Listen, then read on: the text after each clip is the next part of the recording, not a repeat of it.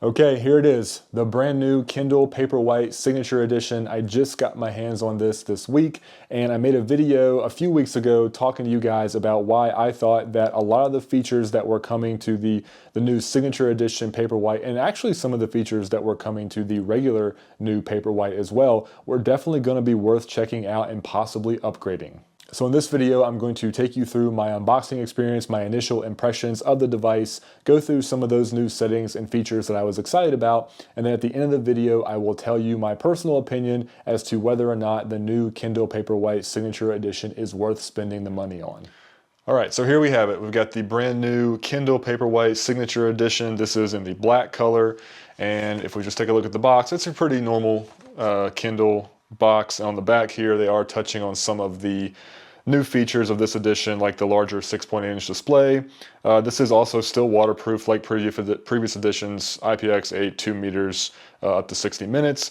It's got an adjustable warm color temperature, which is something I'm really looking forward to testing out. And of course, it's got wireless charging, which is a new feature that I'm also really excited about. And the Signature Edition does come with 32 gigs of storage by default, which is more than the regular Paperwhite edition. So let's go ahead and crack this guy open and see what's inside. Got a little plastic tab here.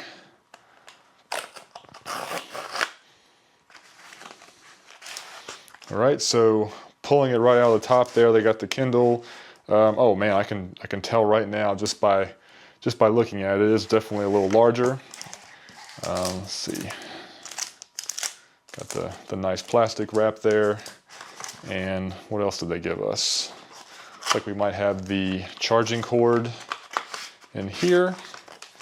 Yep, so it's coming with the USB-C connector for wired charging, and then it looks like right here on this document they include, you can plug it in the charge, or you can use any compatible Qi wireless charging pad, which is really exciting. You don't have to buy the proprietary Amazon charging dock that they've been advertising.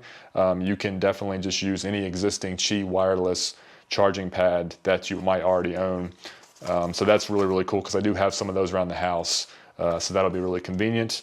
Nothing else in here except just warranty information, product information, and nothing else in there. So here is the new Kindle, and yeah, that form factor definitely looks very similar to the existing one, just slightly larger screen. Well, actually, it's a much larger screen, but I don't think the overall body has really gotten much larger. Let's go ahead and take this plastic wrap off. Get that out of the way. So yeah, there it is. Yeah, man, it feels really similar in the hand so far compared to my existing Paperwhite. And power button is still there on the bottom, right next to the charging port. Yeah, so there it is. There's the new Kindle. Let's start using it and see how some of these new features work. Okay, so before we get into testing some of the other features, I did want to go ahead and just do a side-by-side size and feel comparison of the new Signature Edition Paperwhite and my previous generation Kindle Paperwhite. Right off the bat, you can already see the difference that larger 6.8-inch display makes on the new Signature Edition compared to this. I never felt that the normal Paperwhite was ever small. I thought it felt good in the hand. I thought I was able to get, plenty of words on the screen with the font settings that I liked or that I preferred. But immediately looking at this, I have both of these devices set to have their font size be at size 6, and you are clearly getting much more story on the page with the new Signature Edition compared to the previous edition.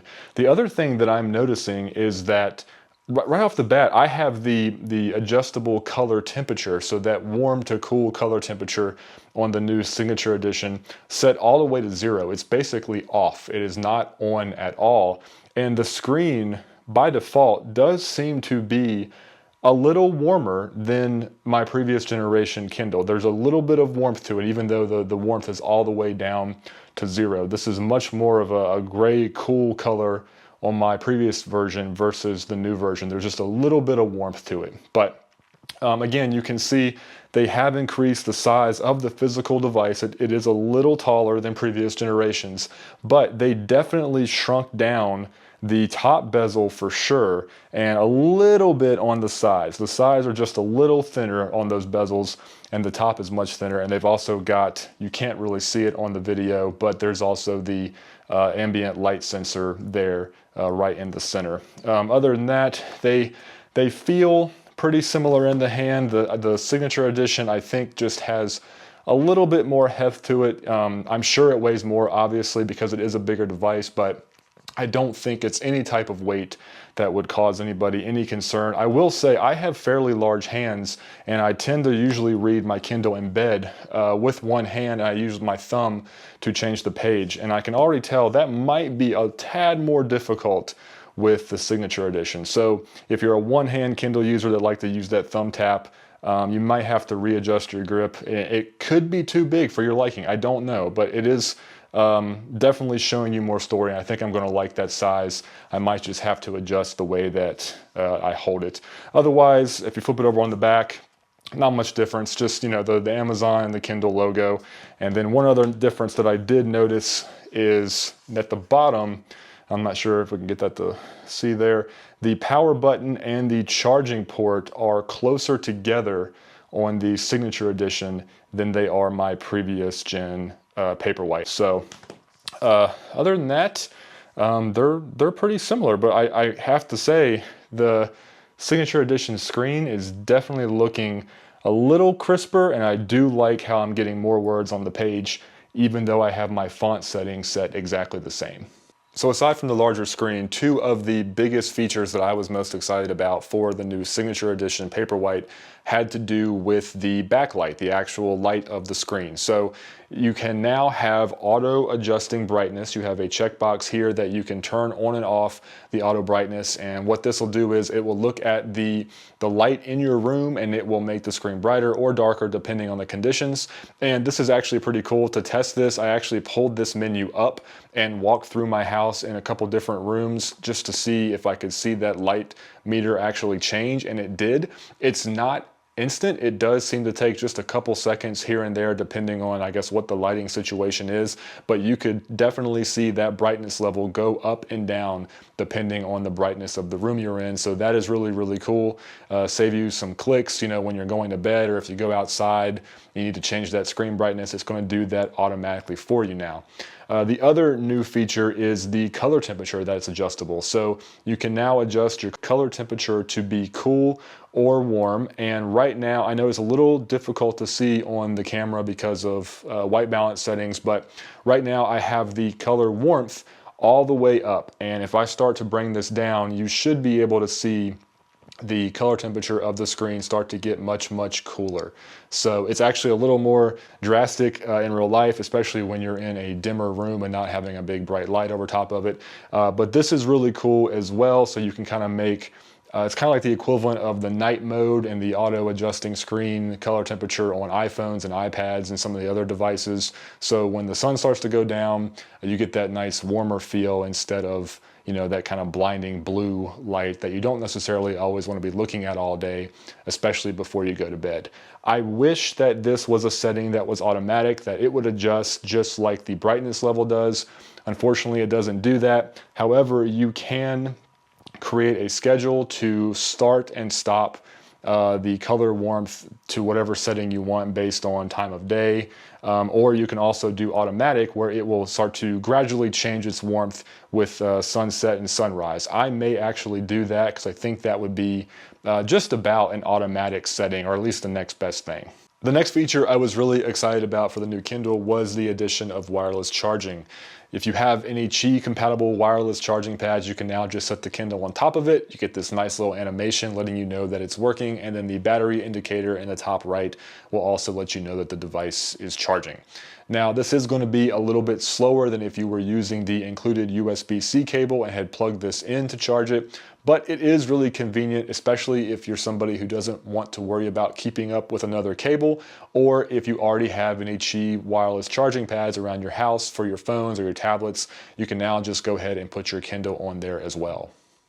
So with that bigger screen, with those new features, is this thing worth $190? And to be honest with you, I think this is going to be one of those answers that is going to be completely subjective depending on how much you read and also what version of the current Kindle you might own already. I truly believe that if you're somebody that reads a lot and just consumes lots of books in lots of different environments all throughout the day, I think the Kindle Paperwhite Signature Edition will definitely be worth the cash. Getting that auto-adjusting brightness was really cool. I've really enjoyed it the last couple days. The color temperature is nice, the wireless charging is nice, and I gotta be honest, even though it is a little bigger in the hand, a little more difficult to hold, for me, I am still really enjoying the larger screen. I like that I can get more words. It just almost gives it that feeling of being just a step closer to being a paperback book instead of an ebook reader. And I know that might sound ridiculous. It's obviously not quite the same experience as having a book, but just having those bigger pages to fit more words on, it really does make the experience a little more pleasant for me. But if you don't care about wireless charging and you don't mind not having that auto-adjusting brightness for the backlight, the Kindle Paperwhite, not the Signature Edition, is actually the better upgrade. It's only going to cost you $140, so you're saving $50 over the Signature Edition. You are getting a little less storage, you are losing the wireless charging, and you are losing the auto-adjustable brightness, but you're still getting what I think is maybe the best new feature of this screen, and that is the larger display. And you can still adjust the color temperature manually just like you can do on the Signature Edition. So yeah, I think that the regular Kindle Paperwhite, not the Signature Edition, is going to be the sweet spot for most people that are looking to buy a new Kindle or upgrade their existing device. It doesn't have quite all the bells and whistles, but it does still have that larger screen, and it's going to save you some cash that you could then spend to go buy more books to read, or like 4 months of Kindle Unlimited if you're a Kindle Unlimited subscriber. But the truth of the matter is, despite how amazing the new Signature Edition is, despite how great the regular new Paperwhite is, if you don't really care about any of these new features, if you just want a device that can read ebooks and listen to audiobooks, the regular Paperwhite from a couple years ago is still an amazing device. It's the one that I've been using for the last 3 years, and I've never really held that device and been using it and thought to myself, man, this thing is really due for some upgrades. I wish it could do X, Y, and Z. Sure, there are some improvements that have been made with the new devices that I really appreciate and I am definitely going to enjoy, but they're all just kind of like convenience factors and nothing that is ultimately going to change the fact that at the end of the day, these things are just meant for reading and listening to books. So if you want to save even more money, you can actually go back and you can currently, as of the time of this video, still order the previous generation, I think the 2018 version of the Kindle Paperwhite, which is still a great device, and it's only like 85 or 90 bucks right now on Amazon. They have it on sale now that these new ones have been released. I'll leave a link to all the new versions and that previous version down below if you guys want to check it out. Alright guys, that is it for today. Thanks for watching. If you enjoyed the video, please hit that thumbs up button down below. It does help me out. Subscribe to the channel if you would like to see more videos in the future, and I will talk to you in the next one. Bye.